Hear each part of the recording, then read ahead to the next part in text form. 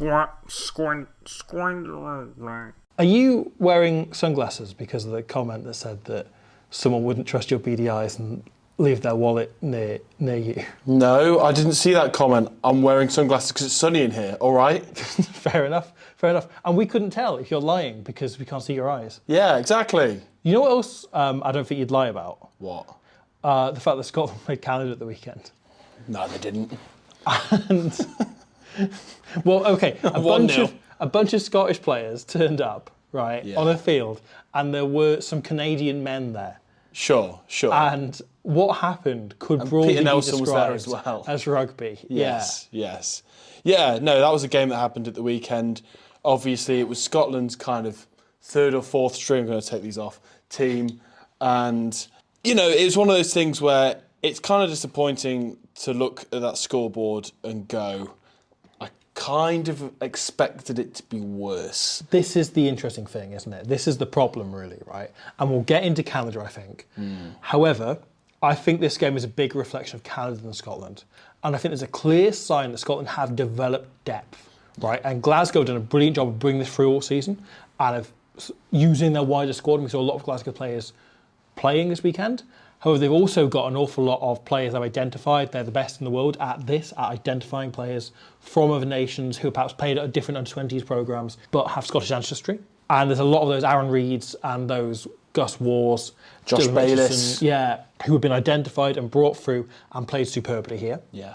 And that is a great reflection of the depth Scotland building. You know, you go back 10 years, you go back even 5 years, and I don't think Scotland's third team, which is what this is, would have been good enough to score 40 points, 50 points, 60 points against anyone who's qualified for a World Cup before, you know. Yeah. However, at the same time, Canada, 10, 15 years ago, would have beaten this weaker Scotland team. Yeah. And we've got to look at it now. It's not only that they lost, if Scotland scored one more try, which easily could have happened, and they converted it, that would have been the most points Canada have ever conceded in their test match. Their previous record was 79 points conceded against the All Blacks. Which is really worrying because there were moments in that game where you looked at Canada and went, they're doing all right here. Yeah. You know, they took both their tries superbly, I thought. Yeah. There was that early period of pressure, first sort of 5-10 minutes. Canada looked excellent. Yeah. For what, you know, the resources that they've been given, for, I guess, kind of the gulf between them and not only fully professional, but several URC winners in there. Yeah. Players who are in an extremely high performance environment, which is thriving at the moment, which you can't really quantify in a side. Yeah. Not only that, as I say, we've talked about there's lots of players from the likes of Bath and Sale who have come in there, again, from extremely driven environments. And yet there were moments of that game where you looked at Canada and went, oh, it's quite good. But you know what? It's really patronising for us to talk about Canada like that. Yeah, that's it. But Canada were better than I expected them to be. Yeah. Based on the last few years, where they have generally struggled against any opponent they've come up against. Right, you know, they beat Belgium in the last game, but other than that, there were still patches in that game where they weren't convincing throughout the entire match, I think. And that has become their level. You know, it's kind of the lower tier European teams. They're no longer competing as they were in 2015 with the likes of Italy and Scotland, the weaker Six Nations sides. They're now down to competing with the weaker teams in the second division and perhaps even the third division of European rugby. That's the thing. Less than 10 years ago, we would be looking at Scotland sending out their ones against Canada, sending out their ones, right? And those two having a genuine test match, a genuine contest. And I still would have said Scotland would have come out and won that. Yeah. But it wouldn't have been 70 points. It wouldn't have been 40 points. Yeah, where Scotland's thirds are putting on Canada's first, essentially. And that's not only the fact that, you know, it was something of a generational Canada team. Look, let's say 2015 as a blanket. Yeah. You know, you had the likes of Kieran Hearn, you had the likes of DCH van der Merwe, the likes of Tyler Ardron. You had so many of these genuinely iconic players, Jeff Hassler, you know, who are legend of the Canadian game, who have now moved on. Obviously, many of them retired. Some of them have stepped away from Canadian rugby. This is the thing, isn't it? That's well worth bringing up, I think, because I think this, if you're not a Canadian or necessarily an America's rugby fan, or a Scotland fan that's particularly paying attention to this team, Canada, this weekend, or for this squad in general for the summer, had 8 players based in Europe or, you know, overseas, based outside MLR or the Canadian divisions, had 8 players turn down call-ups. Yeah. Right? Most notable amongst them, their former captain Tyler Ardron, who said when he stepped away last year that he wasn't retiring from international rugby, but he was stepping away for the foreseeable future. And that is concerning because that is not a reflection of anything other than the coach and the setup, right? When your best players, your players who have the choice not to play for you, are doing so, right? And so you look at the likes of Lucas Rumble, who I thought was probably the best player on the pitch. I thought he was unbelievable. The sheer effort levels, how good he was. Every time Canada play a test match, he always stands out. Yeah. He's one of those players where if only he was given kind of the level to play at, as in like an international level, if only he was playing at a high enough standard, he would get picked up by a top team easily. Yeah. He would tear up the Pro Day duh. He's unreal. He works so hard. He's physically such a strong carrier and tackler. He just gets everywhere. I love watching him play. And he clearly enjoys rugby. You know, it sounds like a patronising point, but there's something in the way. There's some players, you see them get back off the ground and they love making those hits. They love making another carry. And he adds so much as a captain, you know, as a leader. You've got someone in that setup who you want to follow, right? And I look at this first 5 minutes, and the thing I think Canada's drawing their energy from becomes Lucas Rumble. Becomes him being able to get him and go like, no, we're taking it to this team. And Canada then score first, which is an amazing achievement considering where these two teams are at comparatively. And for a moment, you thought maybe this is going to be much more of a game than we suspected. And then Scotland get the ball and that changes. But there were moments in this game where Canada took it to them and showed what this squad is capable of.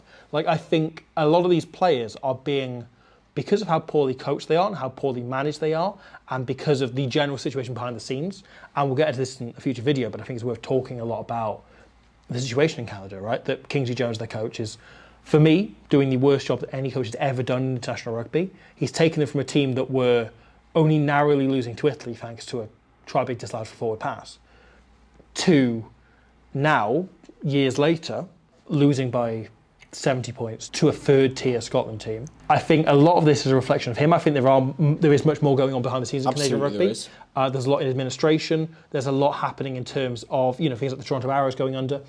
A total lack of money.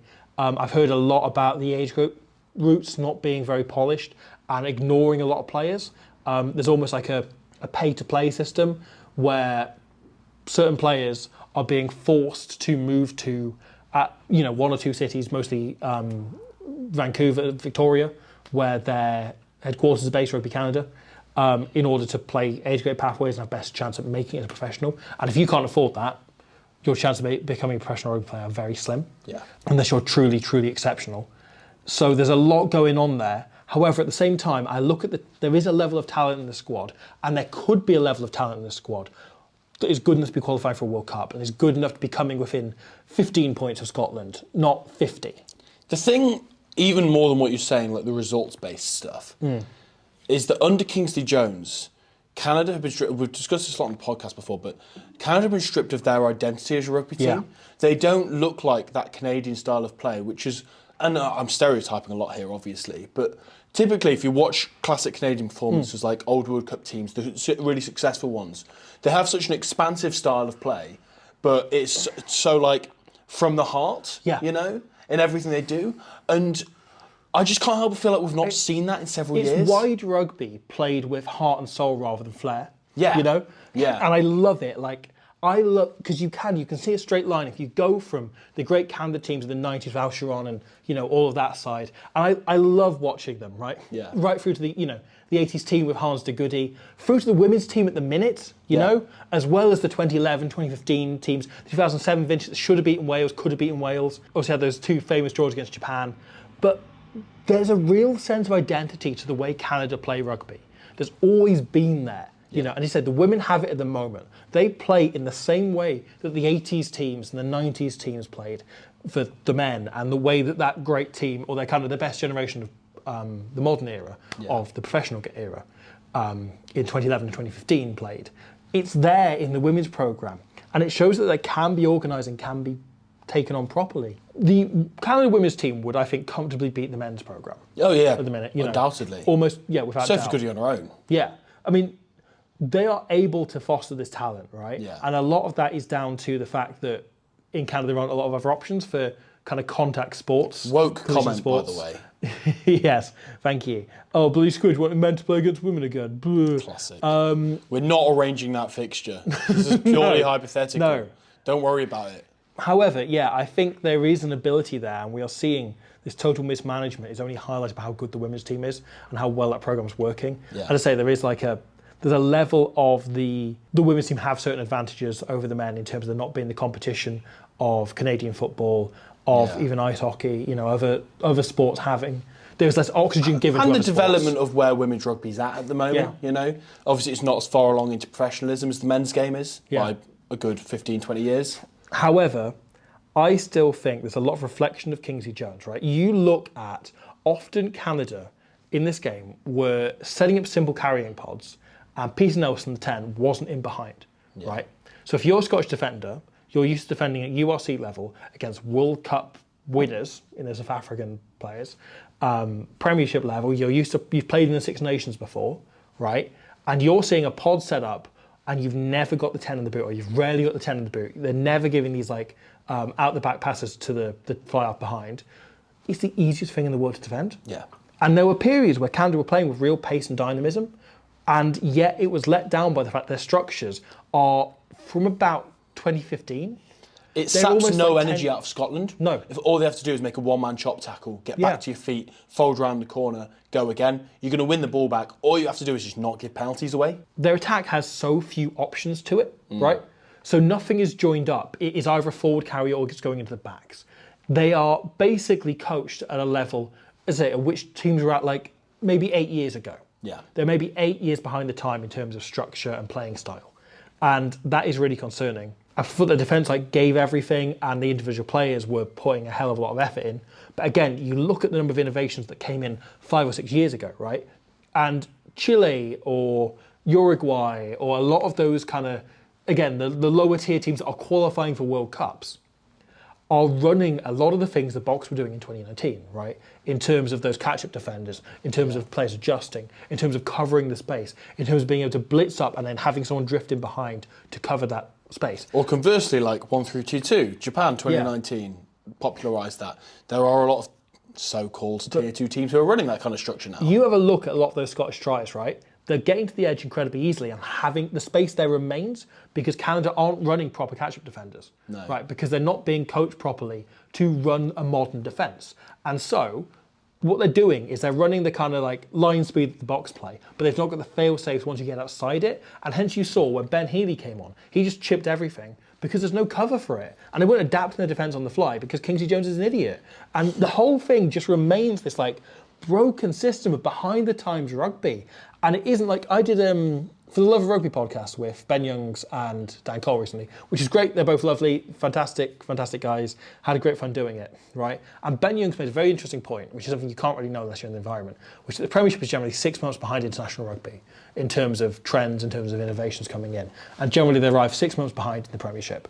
And I assume that goes for all top level club rugby, right? Canada, at the minute, are not 6 months behind. They're not even 6 years behind. They're 7 or 8 behind. Yeah. And that is leaving us in a situation where the players can be pumped up, the players can be motivated, but without the kind of technical knowledge and with the game being played as it was 10 years ago, suddenly they don't stand a chance really. And I'm really interested to see how they go against Romania, who, at the very least at the World Cup, weren't quite up to scratch, but they have had a modern coach in Andy Robinson, who obviously, perhaps hasn't got the greatest record of any coach in the world, if he's, got 5 at both England and Scotland, but still coached to URC standards. He did a really good job with them, though. He did a good job with Scotland, With Romania, that is. So. Yeah. He's done a series of great jobs, and he's got people playing modern rugby, right?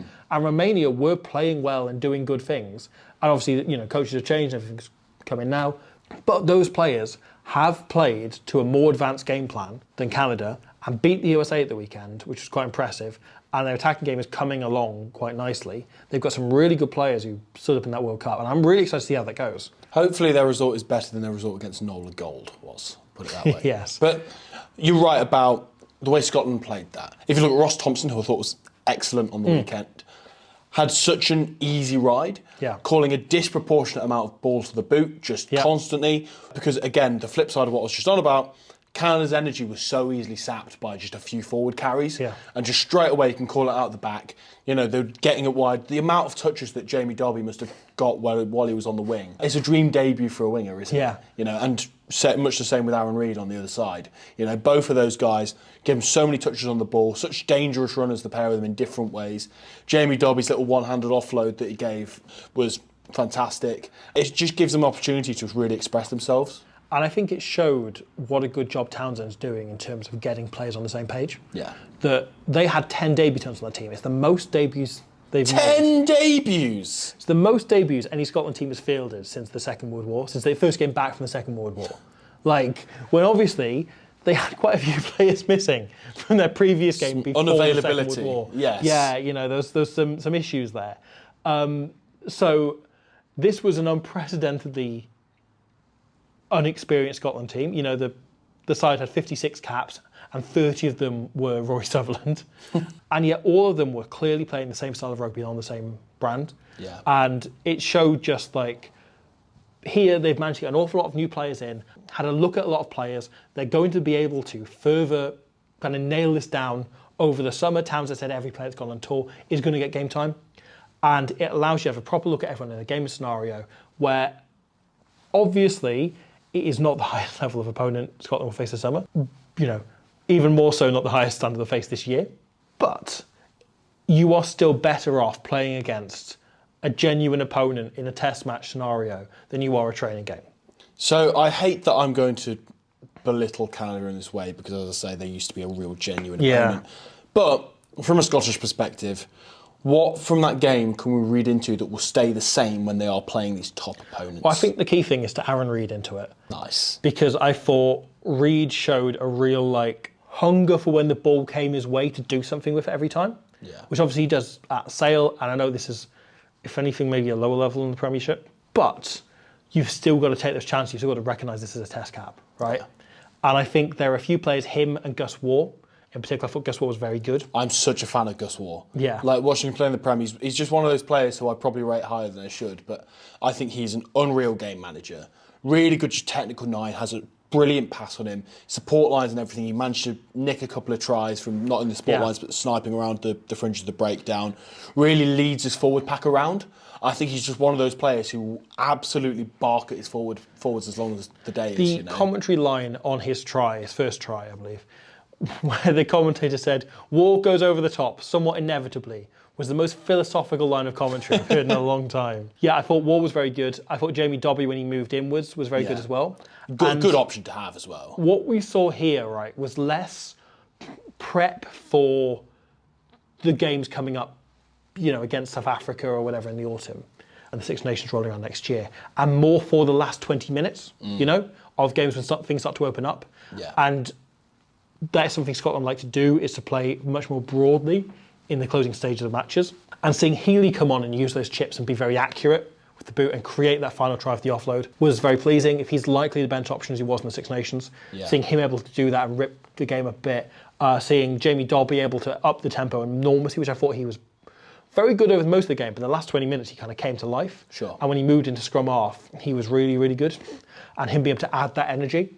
And I think that's the context you've got to look at this, right? It's like they essentially had 80 minutes of playing the way Scotland want to play in the last 20 minutes. Yeah. And it's the odd box kick, it's the odd clearance of your lines, but mostly you are being very, very open and expressive and looking to create space. Yeah. Last two standouts I want to talk about. One, Dylan Richardson, absolutely fantastic.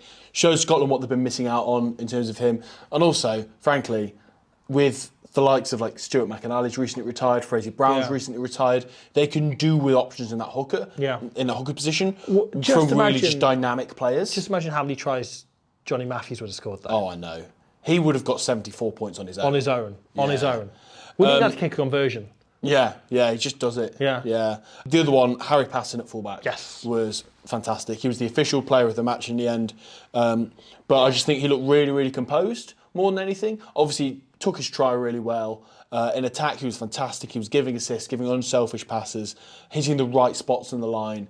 But again, defensively so sound, positionally so good. And just the ways that Canada will have tried to crack Scotland might have been the aerial game, looking in behind. Just didn't give him a sniff, and that regard. Yeah, look like a player better than this level. Yeah. And I think that's true of a few Scotland players. And he's about 4 years old. Yeah. So I think overall, a pleasing day for Scotland. Yeah. Probably more pleasing with the fact that Canada stood up and had some passages where they put them under adversity and under pressure. And it allowed them to execute at a kind of different level. Steve Tandy won't be happy with the tries they conceded, but No, but that's their job. I think Townsend can actually be quietly quite happy with the fact that they were put under some pressure and they came back and they managed to get in control of the game for sure. Twice, if not 3 or 4 times. And for Canada, the game is over. They got through. Just missed them, man. Yeah. They got 2 tries on the board. They scored first. They managed to make Scotland sweat a few times, which are pleasing. But the most pleasing thing is they have, coming up this week, a Q&A for supporters with Kingsley Jones. And all of the comments when this were announced were, I've got a question. Why are you still in the job? I didn't know that was a thing. Yeah. So perhaps the most pleasing thing is that there is a sense of this team can do something and a show of the talent, but also a clear signs this team is not up to standard. And if more pressure can be put on Kingsley Jones to leave his job, because frankly, no coach ever deserved to be fired more than him in the history of Test rugby, for me. Yeah. It's my personal opinion, but I'll stand by it. And I agree with you. I think the real positive for Canada is there's a chance, a slim chance, this might move us one step closer to Kingsley Jones finally leaving and stopping the selfish tirade. Because honestly, I don't know how he does it. Yeah. I don't know how he has so little shame as to look at the job, look at the place they were in when he came in and the place they are now, and how much worse they get year on year, how many players turn down calls. How unhappy the players are. How you heard stories off the record of how unhappy players are. I've heard, again, stories of people who've worked with him at other levels who wonder how he's possibly working at a level. Yeah. I don't have anything against him. He seems like a perfectly nice man. I've had a couple of brief conversations with him. However, I think he's doing a diabolically awful job. And if I were him, I would have resigned in shame a few years ago. Agreed. And I wouldn't be able to... As soon as they didn't qualify in 2023. Yeah. That's far enough. I don't know how he has so little shame as to keep going. I agree. And I think it's selfless and reckless. I don't want watching the Canadian rugby team to just be the Lucas Rumball and Andrew Coe show anymore. Yeah. I want it to be watching that Canadian style of rugby again with their best players, you know. If Brett Bookaboom's turning down an opportunity to play for you, something is seriously bloody wrong. Yeah. It's such a proud family they've got there, you know. Or leave in the comments of this video what would be the funniest thing to leave Kingsley Jones in a Q&A. And the thing is, look, there's a lot of talk of who would take the job, and maybe things are sliding down. But a lot of these players already work for Scott Maffey at the New England Free Jacks, who won MLR last year and does an unbelievable job with less resources. And he would be my shout for who you bring in. I think he'd do a brilliant job. He's a brilliant up-and-coming coach and could use it as a springboard into further places for him. But also, a lot of those players play with him and clearly love the environment there. Yeah. And he'd be my pick for who can come in as someone that's realistically gettable. Because there are other options. There are other coaches, even though the Canadian Rugby Union may not know this. There are other coaches beyond Kingsley Jones. Yeah. God. Yeah. Anyway. Mixed bag. Thank you for watching this. We are covering this game and this game alone. None of the others will be covered on the channel from this weekend. It's just this one. We thought about France-Argentina, but we're trying to find a second event that happened in that game beyond Baptiste Saran's try was funny. Shit try. And Melvin Chaminet's racist now, so we'll never watch him play rugby again. We're going to cover the Words Australia video on this second channel, and England, New Zealand, and South Africa against Ireland on the main channel. Thank you very much to you lovely people, and we'll see you rugby